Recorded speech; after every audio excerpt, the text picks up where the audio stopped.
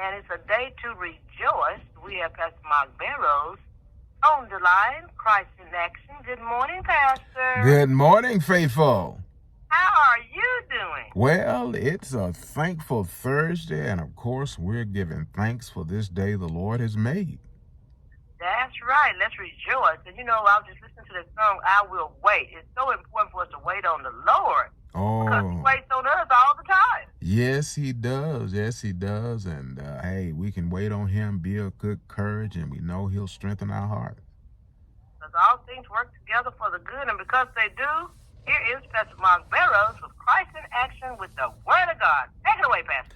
All right, indeed, delighted to be sharing the good news this morning as we do every single morning, and it's news that we all can use. We all need good news because good news causes hope to arise in our hearts.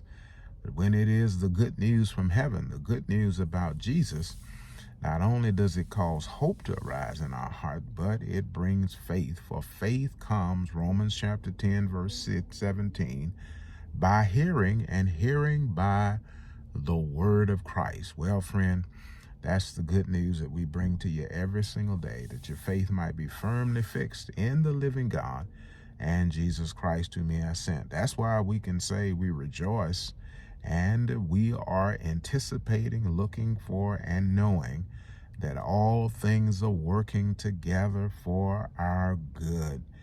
For we know our Daddy God loves us, and we have a faith that works by that love. The Bible teaches in Galatians chapter 5, verse 6, that neither uncircumcision or uncircumcision avails or produces anything in Christ, but faith that works by love. What does that mean?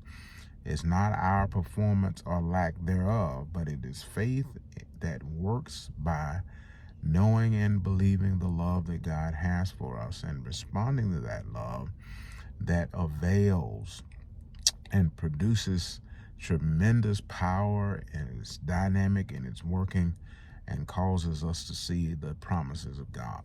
Well, not only does faith cause us to, as we exercise it with patience, inherit promises, but faith aligns us with God. As we're talking about the unity of the faith, you know, when we are expressing faith and putting our faith in God, and it is rested in Him, it is in His nature, His character, His ways, His will. You know, Jesus said something very interesting in Matthew chapter 12. Jesus was teaching, and as always, whenever He taught, there were crowds that gathered, some to listen and to hear and to be helped and healed. Others, like the religious leaders, often to try to catch Him in His words or to find some fault with what He was doing or be critical of Him. In this particular case in Matthew 12, He is teaching, and He's saying some pretty pointed things to them and revealing spiritual things to them. And it says that His mother and His brothers showed up, and they were outside. And someone said to Him as He was teaching, they say, behold, your mother and your brothers are outside. And then Jesus gestured towards His disciples, and He said something that at first seems a little crass and aloof. But as we understand what He was saying, it is so key for us in terms of understanding the unity of the faith. Here's what He said. He pointed to His disciples. He says, who is my brethren, or who is my mother? He said, these who do my Father's will. This is who my mother, my brother, this is who my sister is. What was He saying? He's saying my highest alignment and sense of relationship is with my Daddy God and those who do His will. You see, friend, that's not an aloof or religious point of view, but it is a point of view that is so key and critical for us to understand that our highest identity and how we identify should be with God and with those who seek God and seek to know His will.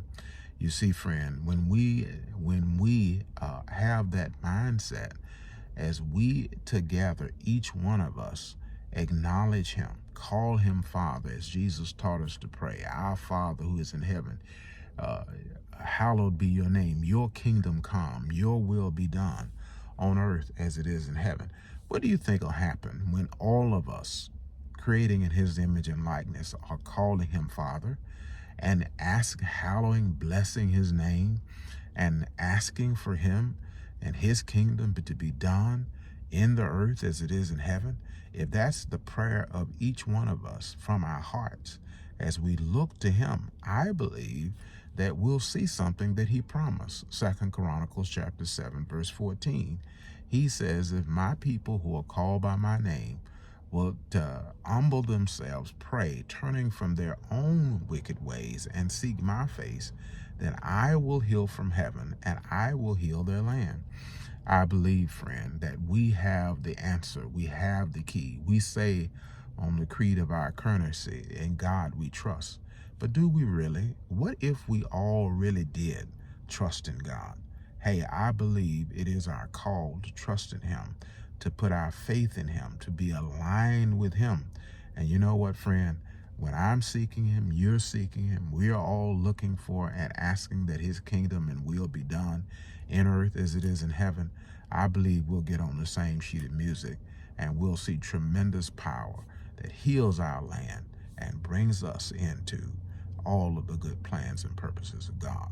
This has been an outreach of Connected Church. Connect with us, connected-church.com. Follow us on Facebook, Instagram, YouTube, and of course right here on this Gospel Explosions outreach to the Tennessee Valley and beyond every single day, where the dream of change remains alive. And Jesus is our joy, knowing this, together, we're the difference that makes the difference as we awaken to God's purpose of knowing him and his love for us, and mobilize to his mission of making him known and sharing his love with others. That's good news on this thankful Thursday, faithful. There's one word that I can say, Pastor, and that is amen, amen, amen. Amen and amen again. Great job as usual, as I always say. Keep using those gifts that God has planted in you, my brother. Yes, ma'am. Yes, ma'am. Let's do it. Let's keep doing together, blowing the gospel up through gospel explosions.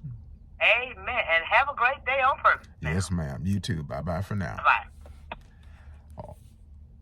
All right. Well, hey, y'all. It's just our privilege and pleasure to know that it is God who has made us and not we ourselves. And as we know who made us and we identify with our Creator and Maker, our Daddy God, and each one of us, I believe that we'll seek his face, seek his will, and when we do so, it'll just bring us together. And you know what the Bible teaches? That one will put 1,000 to flight, two will put 10,000 to flight.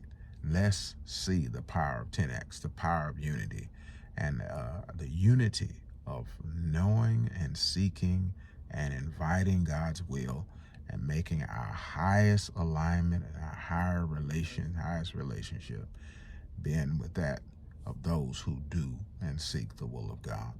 All right, remember this always. God loves himself some you. We do too. You matter to God and you matter to us. Go ahead and have a thankful Thursday. Do it on purpose. You're authorized. There's many reasons to give him thanks. Bye-bye for now. We'll talk to you again real soon.